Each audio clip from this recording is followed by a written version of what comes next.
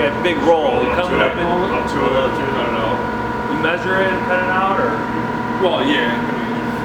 You don't throw it over. You don't throw it over the box. It depends how big. It depends how big. If it was something like that, this we'll just pick it up. Right, because when you do stuff like this, you get the wrinkles all going one way, right? Trying to keep everything as flat as possible. Yeah, just cutting it like this, you'd have to make your cuts way back here, right? Stop short up here, but you gotta kind of guess at how much you get it over.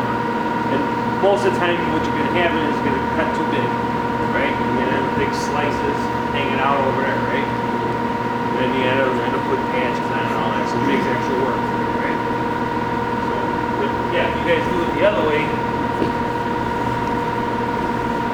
and I only do this just so I can make it even all the way around.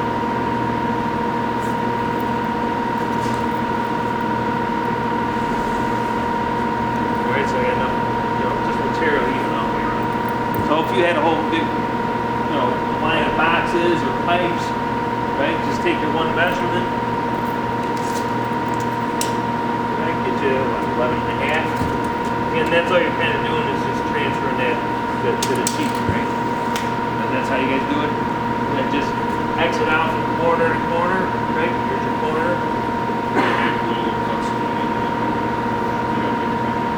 Well, if you do it right, you shouldn't have to do it, right?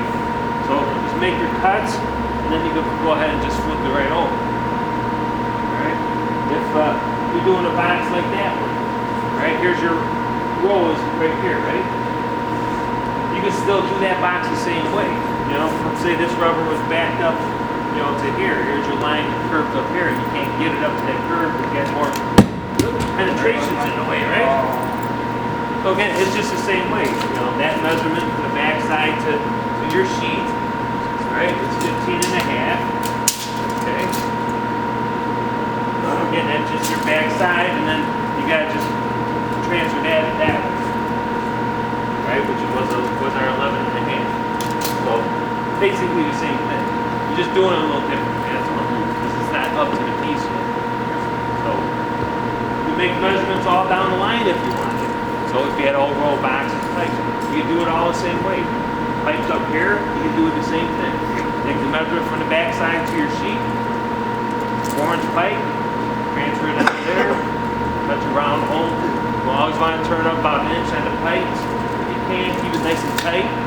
For a nice watertight seal for the night. You can put a beater caulk around it if you wanted, if you can't get to it. And the box has to go up about 3 inches on the box. Alright, so go ahead and cut it like that. So you can drop it in, anyone can just throw it over and cut it that way. But again, you gotta keep the wrinkles all going one way.